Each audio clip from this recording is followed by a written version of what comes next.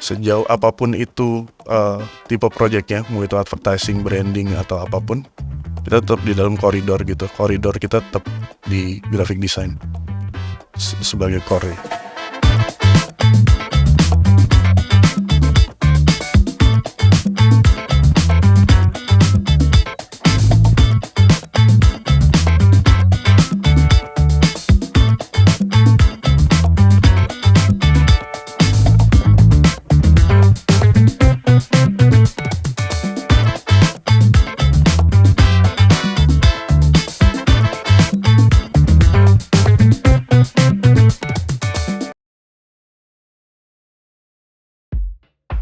Jadi awalnya emang satu kolektif tuh cuman kita sekumpulan teman-teman desainer dan art director gitu untuk emang bikin project bareng gitu.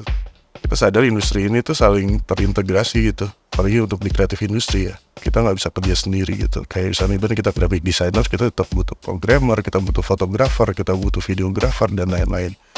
Gimana kita bisa membuat sesuatu yang bagus ya dengan menggabungkan semua skill set ini. Dan sekarang gue rasa atau future nanti ya kita emang kerja secara kolektif lah gitu.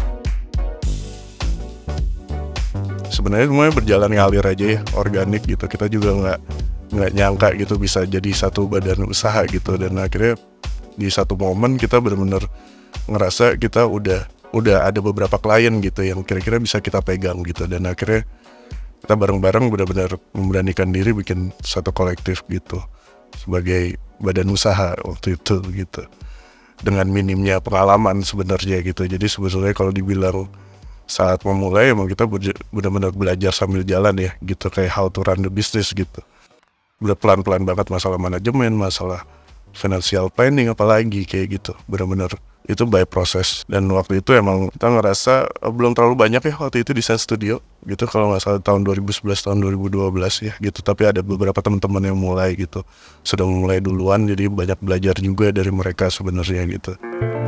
Sustain sebenarnya kalau satu kolektif sendiri, gue ngerasa gue nggak punya planning yang gimana-gimana banget ya. Semuanya berjalan secara organik, semuanya ngalir. Gue percaya pasti akan selalu ada jalannya gitu.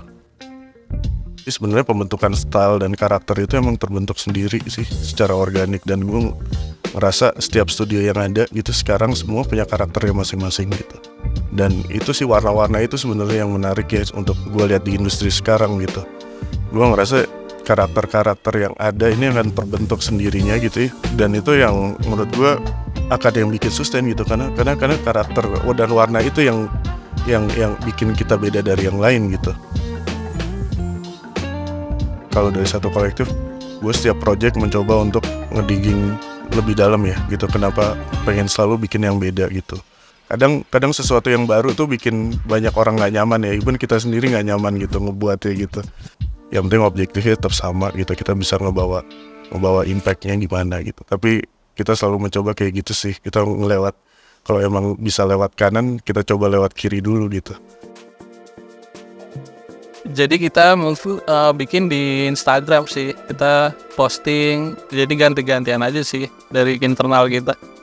Cuma emang nanti niatnya tuh mau dibikinin kayak pameran exhibition kecil gitu. Jadi kita exhibition poster mini gitu. Inisiasi dari kita loh, ini kita yang bikin. Kita bisa ngundang studio lain untuk datang dan ya publik untuk datang lah kayak gitu.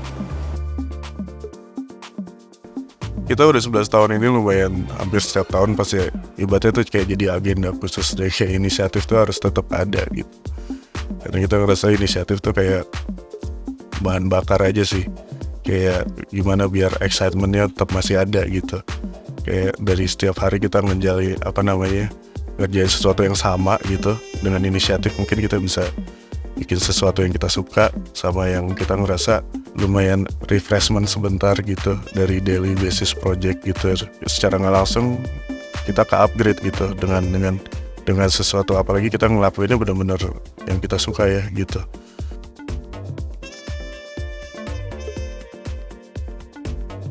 Ya seneng banget sih kita ditawarin untuk bikin Grafis Nusantara Volume 3. Temanya tentang label Retek.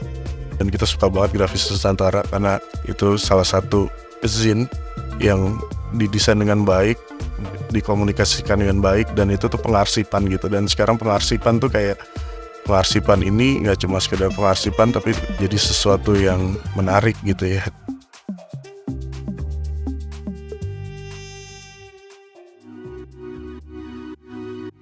Kalau di satu kolektif ya, proses kerja kreatif kita itu kita punya proses kerja yang adaptif dan inklusif. Jadi tujuan kita tuh yang pertama untuk mendalami apa maunya klien atau dari initial briefnya dulu. Proses pendalaman yang itu kita lakuin untuk ngejawab semua kebutuhan klien untuk memenuhi ekspektasi klien. Tapi di samping itu juga kita nyelipin beberapa kemungkinan yang bisa kita masukin kayak identitas si satu kolektifnya itu juga gitu, tanpa harus meninggalkan itu juga gitu.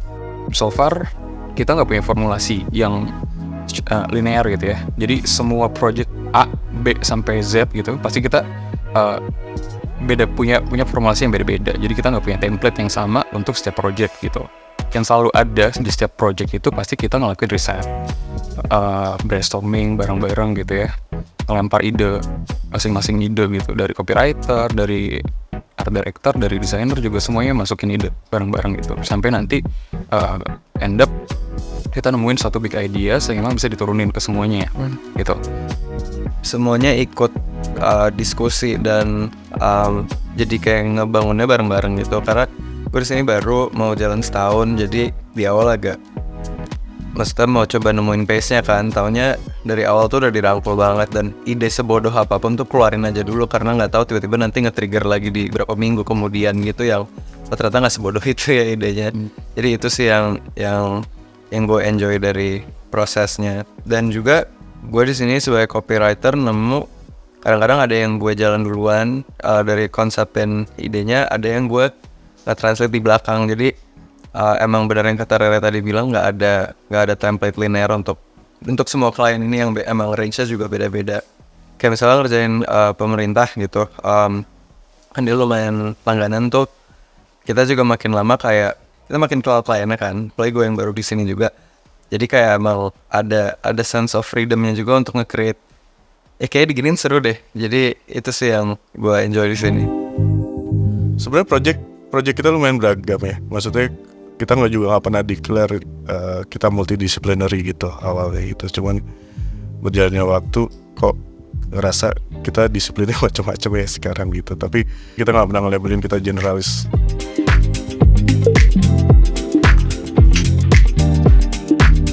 Jadi typical project. Jadi itu sebenarnya awalnya emang rasa penasaran ya gitu. Kayak kita ngerasa setiap project tuh punya challenge-nya masing-masing gitu. Sebenarnya gimana ya caranya bikin ini ya gitu. Tiba-tiba ada initial brief baru. Ini kayaknya seru nih gitu. Biarpun ini kayak keluar dari yang biasa kita kerjain gitu. Jadi sebenarnya rasa penasaran itu. Dan di situ kita belajar juga sih sebenarnya. Dan salah satunya jadi kita nggak pernah underestimate project. Mau itu dia dari pemerintah gitu. Mungkin yang nominalnya besar atau mungkin yang skalanya kecil gitu ya. Pasti punya pemecahan masalahnya juga berbeda dan tantangannya juga berbeda. Jadi kita nggak pernah nge-treat khusus untuk salah satu project, semuanya kita terapin sama ya, mau besar itu mau kecil.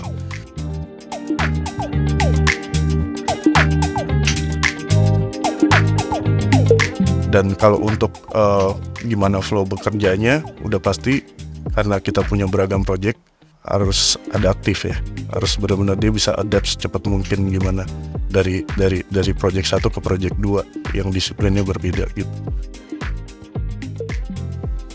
Iya, prinsip-prinsip yang kita pegang dari dulu sampai sekarang sih sebenarnya balik ke 11 tahun yang lalu kita buat gitu ya. Satu kolektif tuh jadi tempat main kita gitu. Nggak cuma jadi tempat bekerja gitu, tapi pengen dapat feeling di profesi ini dan di studio ini tuh ini jadi tempat kita berkarya, tempat kita main, bukan karena tuntutan tapi karena emang kita suka gitu.